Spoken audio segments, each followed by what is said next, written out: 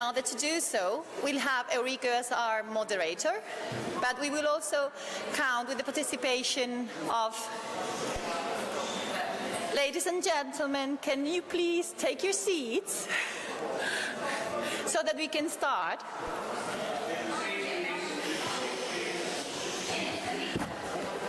Yeah. So we would really appreciate it if you could take your seats, because we want to start again. Translators are ready, yeah? And our moderator and external expert is ready. So thank you so much. Before I proceed to invite the cities to the round tables, I'd like to introduce Mar Delgado, our external expert. She's representing, in a way, our host institution today, because she's permanent lecturer in the Department of Agrarian Economy, Sociology and Policy and Agrarian Policy in the University of Córdoba, so our host today. She has participated in several relevant global initiatives coordinated by UNESCO and FAO, and she has coordinated, she's a brave lady, she has coordinated an FP7 project on community-based management of environmental challenges in Latin America. Thank you for being today with us, Mar. Yeah, it's a pleasure. Yeah. And now I want to invite the first 4 cities in Agri-Urban to come to the table, and that will be Jelgava LM, represented by Anita Skutane, local coordinator for Agri-Urban and head of the economy unit in her municipality. Thank you, Anita. And please, Francesca Lucchi, the Councillor of Environment and European Projects from Cesena. Join the rest of our speakers. And from Petrinja, Edisa Masinovic, the local coordinator of Agri-Urban. Yeah, I see Edisa is coming.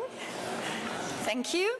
And finally, Mollet del Vallès, represented by Lelicia Barres, municipal nutritionist. Is that your position? Thank you so much. So, thank you.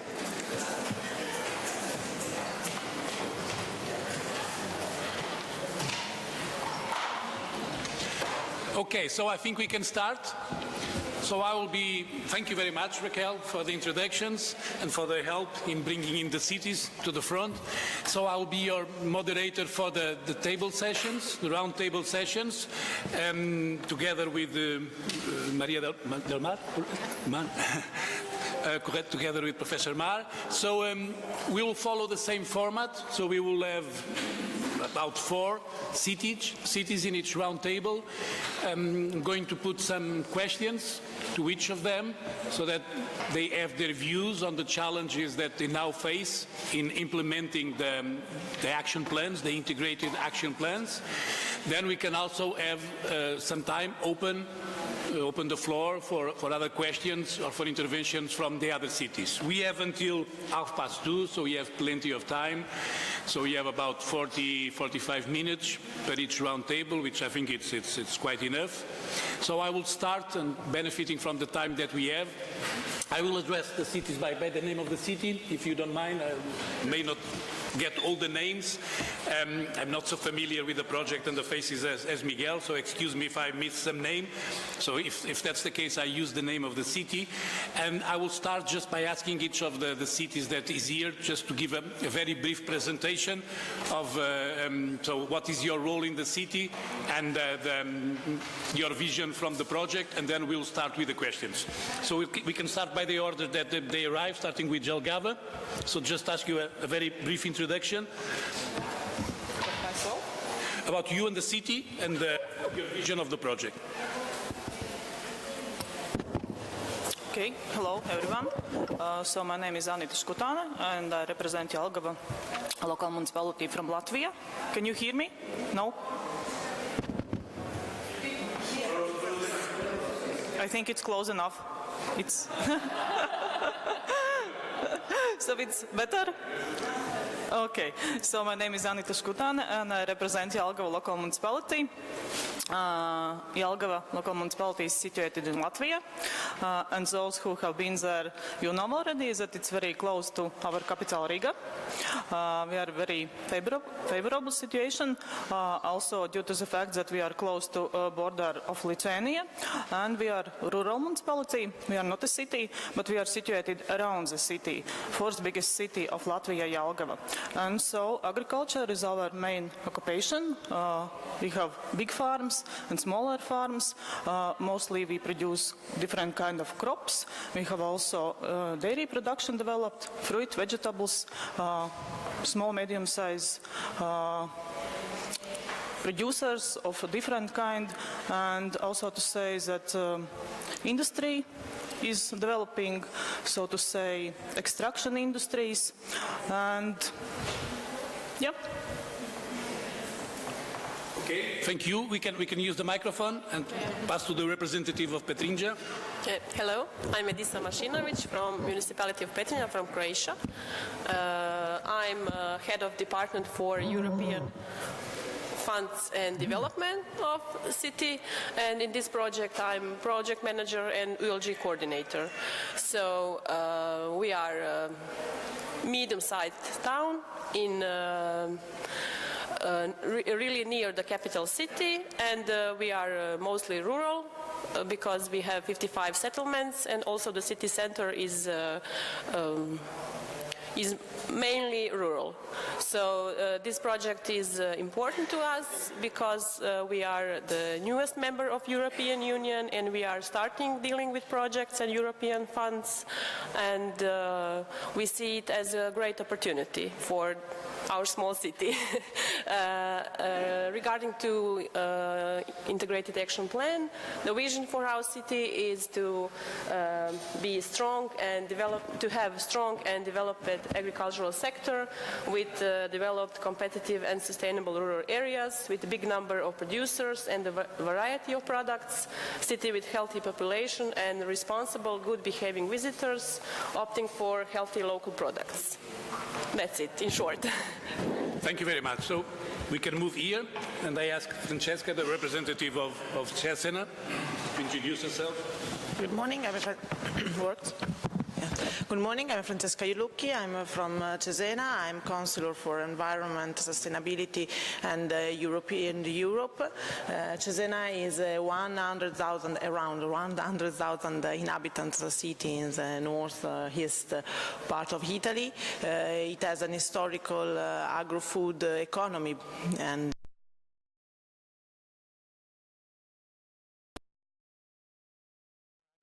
important for our city. The main activity that we consider is to enhance the district, the network, the stakeholders, provide innovation, try to push on innovation also in agro-food topics, and to try to find new possibilities for small, medium enterprises that are the main core of our economy, and especially on agro-food economy. Thank you. And to Moyet, please. Hi, I'm Lilisha Burris, and I'm a dietitian, and I'm with the team from Moyet del Valles. And our integrated action plan really focused on the challenge in our city, two key challenges. One was the lack of an animated agri-food economy, and the second was the lack of healthy dietary habits amongst our citizens. So our plan is really focused on addressing those two issues. One special thing about Moyet del Valles is that it's 50% rural and 50% urban, so it's a great fit for an agri-urban project. And really what we focused on are three key areas. One of them is our Eat Well in Moyet idea, which is really more health promotion focused, but really this idea of bringing local food to the population. Our rural area of Gaiex is the focus of our second area of action, which is scaling up the production of the products that are grown in that area. So they're local, they're proximity products, they're organic products, and we want that to be available throughout the city and beyond. And the third action is really, again, looking at the employment area and kind of growing that agriculture economy by supporting young entrepreneurial producers, giving them access to land, and figuring out the legal tools in order to do that. Okay, so thank you very much. So we have 4 very relevant cases for this panel. The topic of this roundtable is competitiveness of SMEs in the food value chain. We have seen it before in the presentation before. It's a theme which has captured the attraction of nearly all the partners in the network. It can be addressed, of course, from different angles.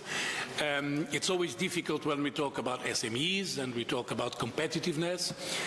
I will launch a first question to the panel, and then I will ask the opinion of each of the cities on this topic. And the first question is that when we speak about competitiveness of SMEs, in all sectors, but very particularly in agro-food, because when we talk agro-food, we are normally talking about peripheral, non-agglomeration. We are not talking about big cities. Normally, we are talking, it's the type of cities that we have in this network, smaller cities, which can be far away from the big centers. And then when we talk about helping SMEs, we cannot help SMEs if they don't have the right people, if they don't have the right talent.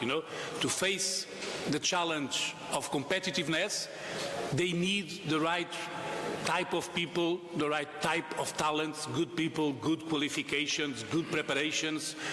If they have international experience, the better, so a vision of the world and what should be done. But for SMEs that are located in these agro regions, it can be very difficult to attract and also to retain talents, especially in these creative and digital areas which now are necessary for companies in all the sectors. So my question is, how in your city, and I know there are some good practices even in the network, but how in your city do you plan to address this issue in order to help your SMEs? Do you, as a city authority, as municipality, do you foresee any actions that can help companies to attract and retain the talent that they need? We can follow by left to right, and we can start with Moye, okay? So our approach has been really to look at some of the ideas that you highlighted earlier, Rico, was the food hub idea. And so what we liked about that was that it does give an access to smaller companies to have access to purchasers that otherwise they might not be able to. So they have this access. And as far as attracting talent, perhaps not so much from the digital perspective, but one of our keys for attracting or creating employment there within these smaller companies or within the food hub as well was looking for ways to employ those who are traditionally less able to enter the workforce. So I'm talking about like disabled people in our community who can access work through this field. That's been a key element of our plan because the Department for Disability Services is part of our local support group, so we made sure to integrate that. I think also one of the key discussions that's happening with our team right now as far as public procurement and looking at how to integrate SMEs is the new Europe-wide directive that's based on public procurement and concession contracts that does allow for these larger organizations to subcontract smaller companies. So it is seen as a way that they can enter, whereas before they wouldn't have had that. But some of the questions that our key, our lead procurement experts have been asking is, how does that affect the relationships with suppliers, with the companies? I'll give you an example. How does that affect pricing? How do small and medium companies work with producers to come to an agreement of prices, whereas maybe larger organizations are more powerful, have more purchasing power, so they can more demand a certain price? And how is that going to trickle down and affect with this new directive? Quick feedback question. Molay is maybe in a more favorable situation than other cities because you are very close to Barcelona, which is a pole of attraction for people from all over the world. Do you plan to use this any particular measure benefiting from the proximity to Barcelona, trying to attract people to Mollet is part of Barcelona. You can live in Mollet, work in Mollet, and enjoy the life of Barcelona. Is this something that you are considering in your promotion campaigns or specific measures? So it's not explicitly outlined in our plan, but we are actually part of the Barcelona metropolitan area food hub working group. And so they're looking at building a local food hub in that area. They're considering local the entire region of Catalonia. And so both Mollet and the consortium of GAIEX, the rural area, are part of this hub. So, and they have been from the groundwork. Right now they're just putting out their kind of terms of reference and so on. So we're very well integrated at that from the launch state. So I think it could open the door for what you've described. Okay. Thank you very much. Okay, we can move to Cesena. Cesena is, I suppose, if I'm not wrong, the largest city in the network, so it's also a different situation from some of the other cities. Already, like you said, 100,000 inhabitants, so some critical mass, but still, it's not Milan or it's not Torino. So I think, especially now when Europe is moving from an unemployment stage in some countries to almost full employment, it's the case, for instance, in Portugal, there is this competition between cities to attract talents. What is the situation in Cesena? I think that there are two main words that can be highlighted for this topic. The first one is related to innovation, and the second one is related to education. In Cesena we have, first of all, many education centers also related to agro-food fields, agro-food topics. The first one is the secondary school, and the other one is a university. So we are a campus of the University of Bologna, and we have the agro-food faculty that is mainly vocated to innovation and to activity. Within agro-food faculty there's the Interdepartmental Center for Applied Research in Agro-Food fields. And I think that this instrument plus the education plus innovation could contribute to think that and provide that agro-food field, agro-food topics are no more a statical field, are no more a statical issue. And the innovation could contribute to try to attract, to try to provide good experiences and good opportunities for young people to be part of an economy and of a system. In Europe we used to speak about Industry 4.0, and I think that Industry 4.0 can be in a certain way also applied to agro-food field, and we should go to that vision, and we have to support to go through that vision. And this is maybe the key to attract young people, to show them that also that issue, that field, that topic can be a good economy for them and can be a good opportunity also for them. Another action that we have in our city is a good experience. Cesena Lab is called. It is a city incubator for startups. It is